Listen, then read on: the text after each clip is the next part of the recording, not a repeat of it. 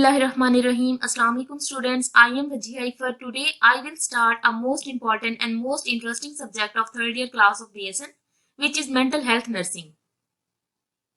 Before we begin, I would like to highlight the facts that mental health awareness for everyone is equally important. However, as a student, it directly affects a student's academic performance as well as energy levels, concentration, dependability, mental ability, and optimism. 75% of mental illnesses start before a child reaches their 18th birthday. 50% of mental health problems in adult life start before the age of 15. 10% of school children have a diagnosable mental illness. This means that in a class of 30 students, 3 will have a mental health problem. 75% of young people with a mental health problem are not receiving treatment.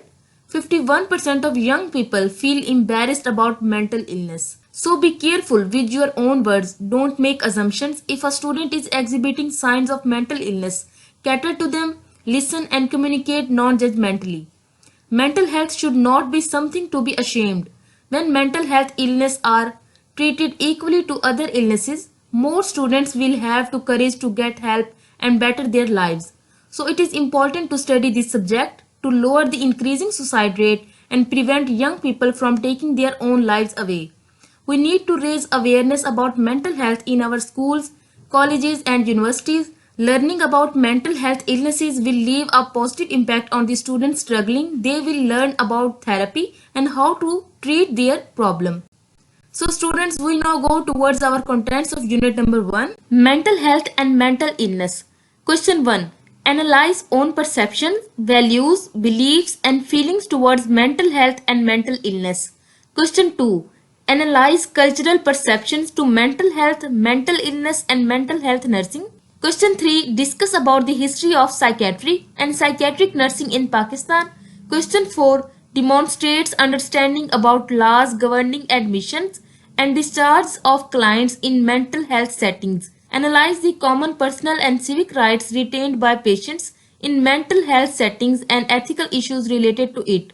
Now going towards the MCQs number 1. A state of complete physical, mental and social wellness, not merely the absence of disease or infirmity, is called.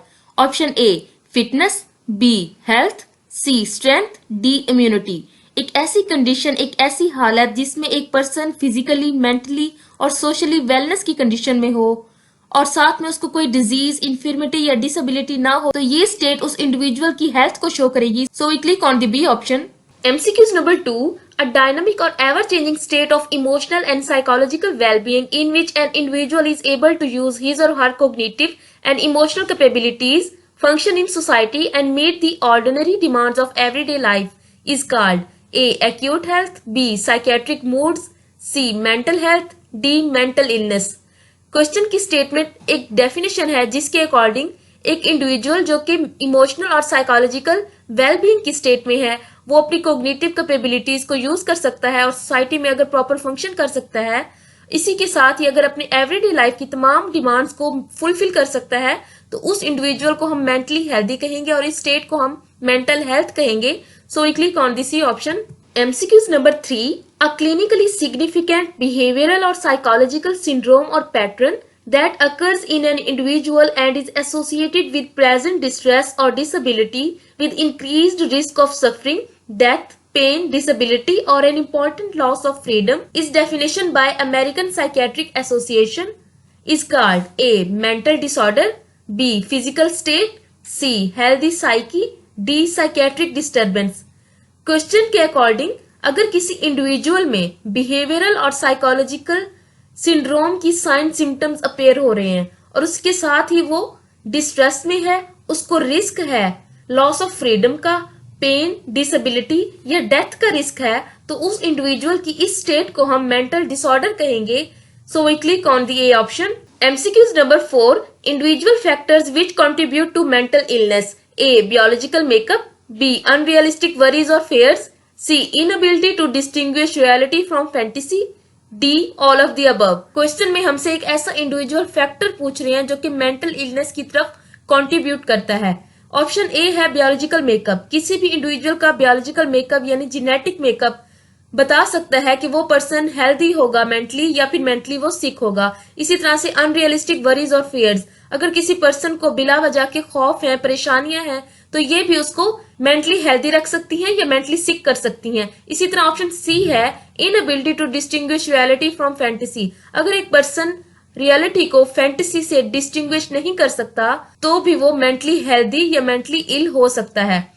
ये तमाम option ठीक हैं, so we mark D option all of the above. MCQs number 5, social or cultural factors contributing to mental illness are except option A no sense of belongingness, B violence, C poverty, D racism। Question में हमसे पूछ रहे हैं कि वो कौन सा social और कल्चरल फैक्टर है जो कि मेंटल इलनेस में कंट्रीब्यूट नहीं करता।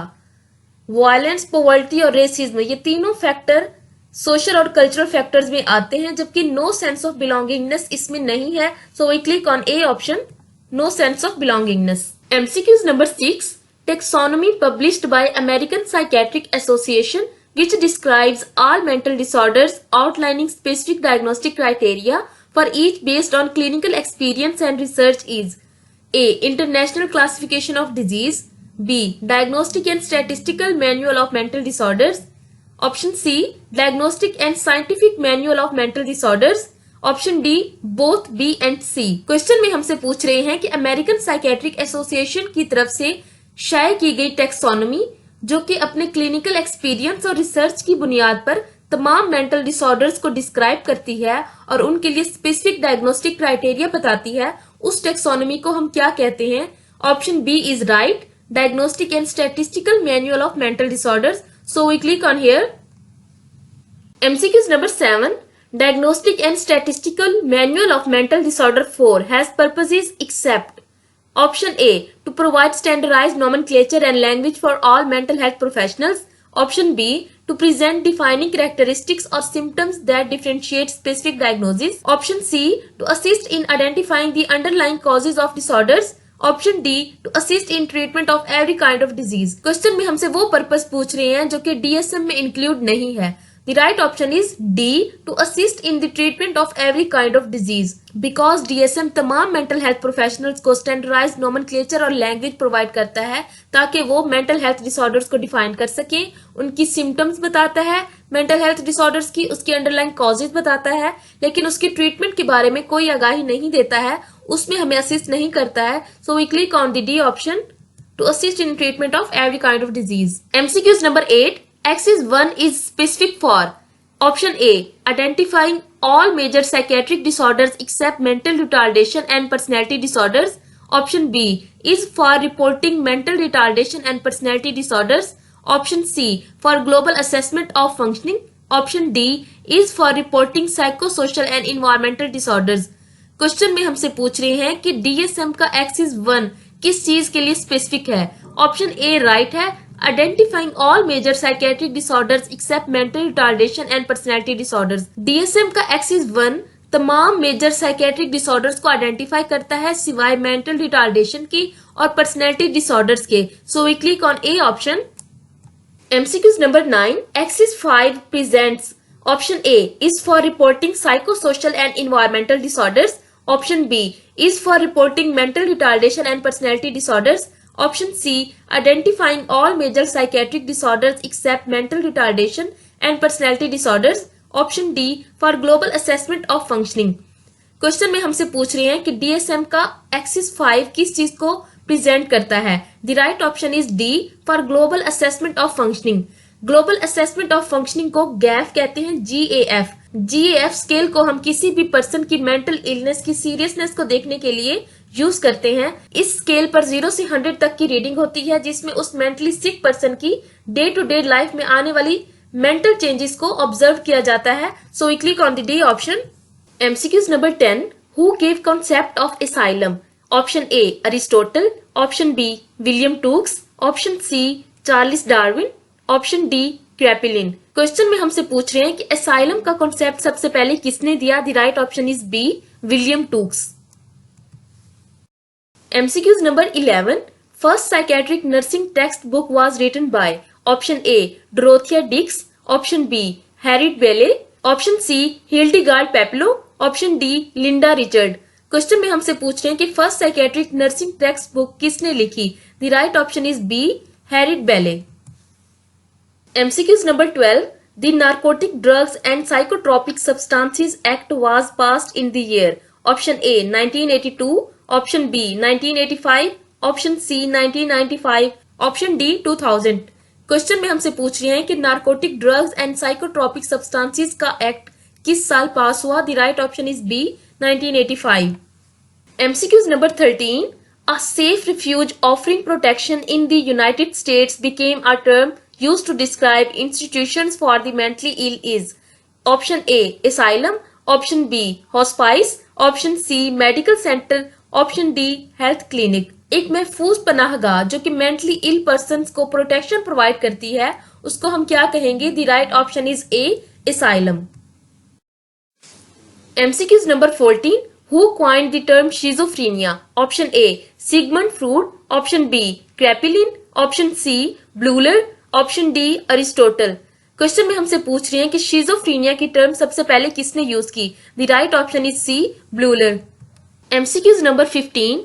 A deliberate shift in care of the mentally ill from institutional care in state hospitals to care in community-based facilities and through community-based services is called A depersonalization, B deinstitutionalization, option C deintegrate, option D derealization. Question में हमें बता रहे हैं कि mentally ill persons का state hospital से जहां उन्हें इंस्टीट्यूशनल केयर दी जा रही थी वहां से डेलिब्रेट शिफ्ट करके कम्युनिटी बेस्ड फैसिलिटीज की तरफ चले जाना जहां उन्हें कम्युनिटी बेस्ड सर्विसेज दी जाएंगी। तो इस डेलिब्रेट शिफ्ट को हम क्या कहेंगे? This is called deinstitutionalisation. So B is the right option. MCQs number 16. First American psychiatric nurse is option A Hildegard Peplow, option B Linda Richards, option C Jennifer Boster, option D Caroline Clarke. Question में हमसे पूछ रहे हैं कि first American psychiatric nurse कौन सी है? The right option is B Linda Richards. MCQs number 17. Peplow published interpersonal relations in nursing in option A 1990, option B 1960, option C 1952, option D 1955. Question में हमसे पूछ रहे हैं कि पेप्लो ने इंटरपर्सनल रिलेशन इन नर्सिंग का पब्लिश किए। The right answer is C 1952. MCQs number 18. First anti-manic drug which was introduced in 1950 is option A haloperidol, option B lithium, option C benzodiazepines, option D valproic acid. Question में पूछ रहे हैं कि first anti manic drug जो कि 1950 में introduce कराएगी वो कौन सी है? The right option is B lithium. MCQs number 19. Hildegard Peplow is best known for her writing about which of the following? Option A psychopharmacology, option B humane treatment, option C therapeutic nurse client relationship, option D community based care. Question में हमसे पूछ रहे हैं कि Hildegard पेप्लो अपनी किस writing की वजह से मशहूर है? The right option is C therapeutic nurse client relationship. MCQs number 20. The authoritative statements by professional organizations that describe the responsibilities for which nurses are accountable are option A respite care, option B convulsions care, option C standards of care, option D bariatric care. Question में हमसे पूछ रहे हैं कि वो authoritative statements जो कि professional organisations ने नर्सिस के लिए दी हैं जिसके मुताबिक नर्सिस रिस्पॉन्सिबल हैं किसी स्पेसिफिक काम के लिए और उसके लिए फिर अकाउंटेबल यानी जवाबदेह हैं, तो उन अथॉरिटेटिव स्टेटमेंट्स को हम क्या कहेंगे? The right option is C standards of care.